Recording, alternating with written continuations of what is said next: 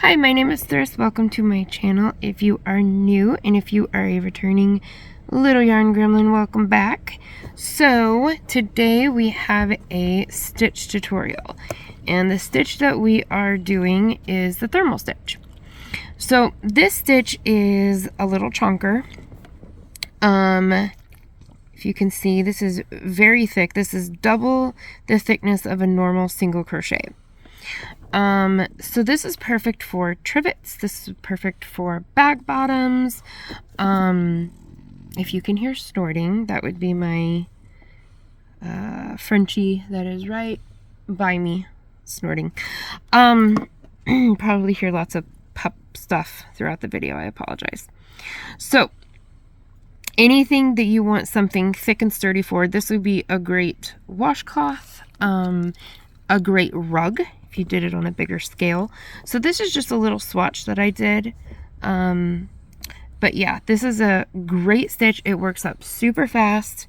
Now, the first 2 rows, if you're going to have trouble, that's going to be the rows you're going to have trouble in. But I promise you, you can get through it. Just stick with it, and then the rest of it flies. You work this up so quickly. So if you would like to learn how to do this nice thick stitch, stay with me and let's do it. Okay, so if you would like to know the yarn that I'm using in this tutorial, this is from Cashapp yarns. I will leave a link below. It's not affiliated or anything. It is called This Yarn Is It. It's 100% premium acrylic, and this is in the color dusty green or dusty olive. I can't remember the exact name, but there's only 3 dusty colors and only one of them is green. I am not an acrylic fan, and this is one of my top 3 favorite acrylics. And then the hook that I'm using is a 5.5 millimeter. This specific hook is from NELSONWOOD hooks, and it is called Devil. I will leave a link to that below as well. Again, not affiliated. Just for ease of finding it. But you can use any yarn that you would like and the corresponding hook size. If you're going to make trivets out of this, then I would use cotton yarn. I would not use synthetic like this acrylic because it is a melting and fire hazard. So make sure that you use your cotton, bamboo, hemp, you know, that sort of thing. So let's get to it. Alright, for the thermal stitch, there is no specific stitch multiple. You're just going to chain however many you need for the width of your project. And then I will meet you at the end of your foundation row. So for the purposes of my tutorial, I'm just going to do a short swatch. I chained 11 stitches, so I'll have, or 11 chains, so I'll have 10 stitches. So we are going to be working in the top loops of our foundation chain. I'm pointing that out because a lot of times it doesn't matter where you go in at, whether it's the chain, whether it's the back bump, but when it comes to the thermal stitch, it does matter. You really need to go into that top loop. You can do it in the back bump. I'm not going to be showing that, and I don't suggest it, but all right, so we're going to be going into the second chain from our hook. So of course the chain on our hook doesn't count. This is chain number 1 and this is chain number 2. Now, I suggest, and I will show you later why, I suggest pulling this kind of taut. It will have an effect later. So you're going to go through that top chain, and you're going to make a single crochet. And you are going to single crochet in the top loop of every chain in your foundation chain. And then I will meet you back at the end of the foundation row.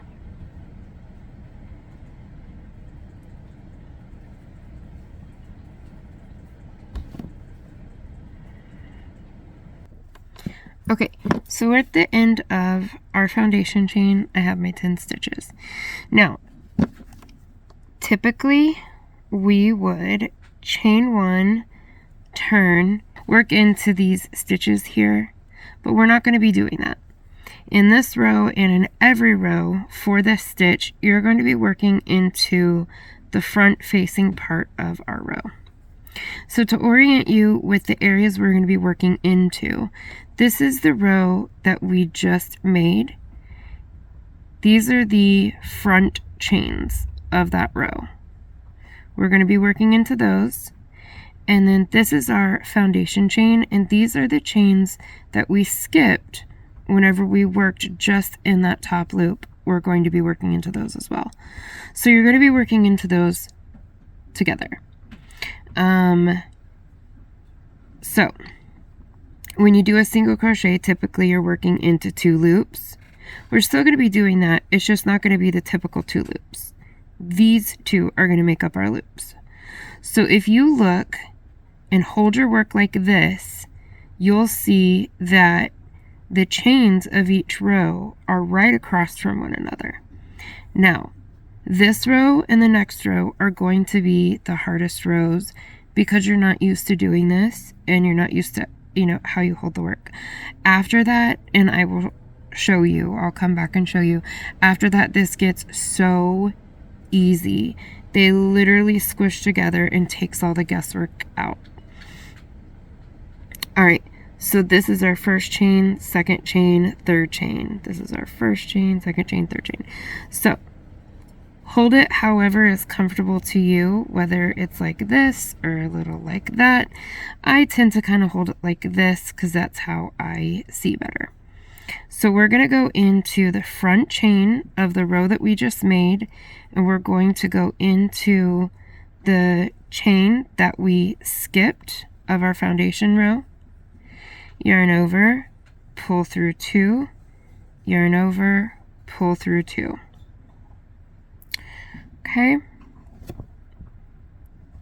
Okay, so now stitch 2, it's literally lined up for you. So you're going to go into the loop on our working row. See that tail gets in the way. And then we're going to go into the foundation chain that we skipped on the foundation row. And we're going to finish off that single crochet. That tail gets in the way, drives me absolutely bananas. Okay, so here is, I need a pointer. Here's the third chain. Here's the third chain right there. So on these first couple of rows, it sometimes can be hard to know which loop you're supposed to be working in. So when in doubt, like we were holding it like this, or kind of like this, facing the front, just tilt it up like you would if you were working in this normal, and you can see which stitch you came out of. So now you know which stitch to go into. And then that blasted tail. And then the same for over here. You can see what you've already come out of. So you know that this is right here is your next one. So we're just gonna go in our third stitch of each row and single crochet. We're gonna go in our fourth stitch. I put my finger behind the stitch of the foundation chain and kind of help push that through. Okay. So you're just going to keep doing this all the way across. Now, I will tell you that sometimes, so the stitch is directly across, but on this row, the foundation chain does tend to be a little bit more on the right side of it. So this is the chain we're about to work into, and you kind of have two foundation chains right in front of this chain or right in front of this loop, it's going to be the one more on the right side.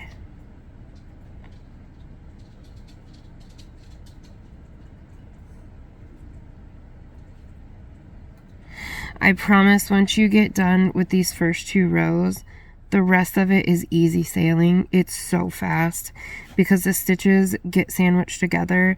There's no searching, there's no guessing. They're just right there ready for you to go. So keep doing this and I will meet you at the end of the row. Okay, so we're here at the final stitch and I wanted to show you this little bit right here is what I was talking about when I was saying pull it real taut. So this right here is the stitch that or the loop that we're going into. This right here is the loop that we're going into. This little nub right here is the turning chain. And sometimes that can look like another stitch, and then you can get your stitch count off. So on these first couple of rows, I highly suggest counting your stitches at the end just to make sure that you have the right amount. But I will often just hold that little nub to make sure I don't go into it. And then this last stitch is kind of fun to get into. There we go. There we go. Okay. And then we will finish that off. Now, I got a puppy playing in the background. I'm sorry about that. So, this little nub, it looks out of place right now, but it's not going to. In the end, and I'll show you here in a few minutes, it has nice clean sides and everything looks like it ought to. So, okay. So now we're going to chain 1, and as you can see, it is starting to line up a little bit nicer to where you kind of take some of the guesswork out. This is much easier than the row before, and then I promise you after this the rows just get easier. So we're going to go into our first chain, and then right here directly across is our next chain ready and waiting for us. And we're going to finish off that single crochet. And you can easily see the chain that you just came out of. So it's super easy to find the next one. I accidentally split my yarn. And the chain of the previous row is right there and waiting for us. Right there waiting for us.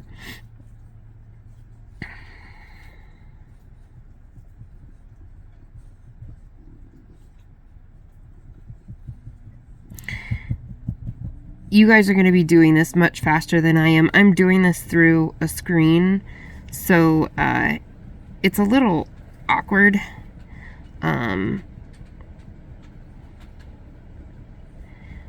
But whenever you're doing it with the naked eye, you can just, you know, fly through it. So, it already is so much easier getting past that first row.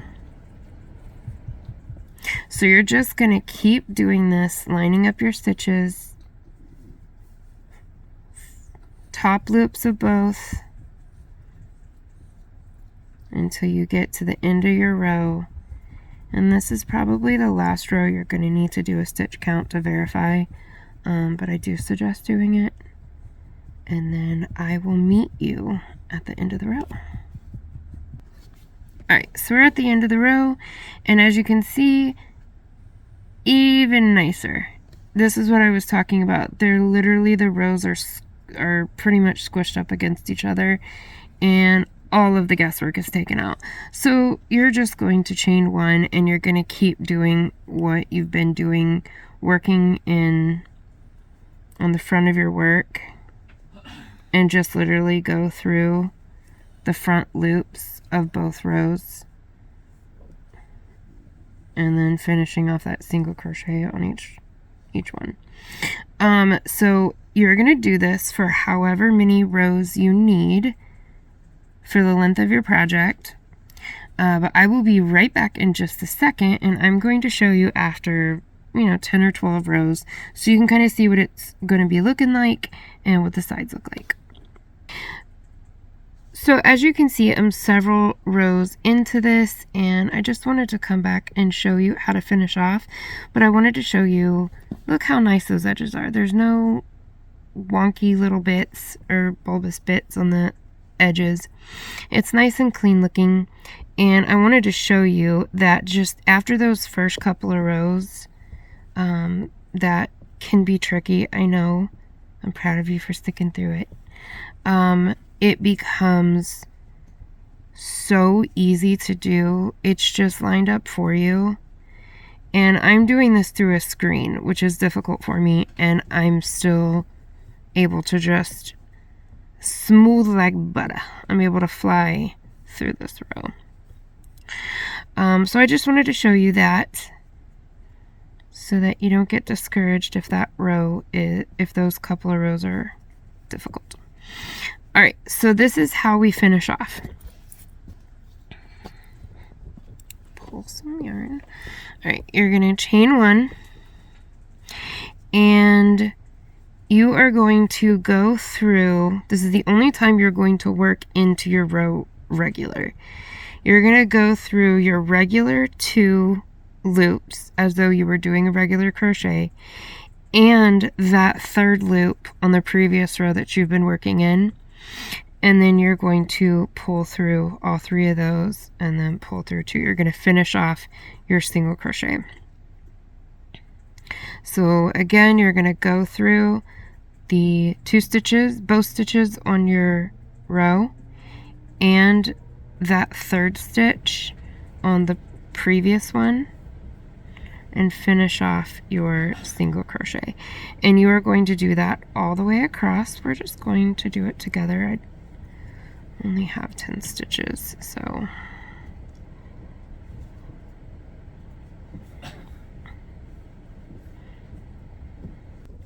before I finish, I wanted to show you.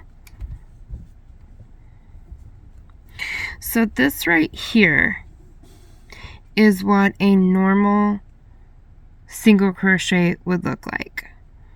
This is what the thermal stitch looks like. It's chunky, and it's really nice. So this is perfect for trivets. This is perfect for bag bottoms, washcloths.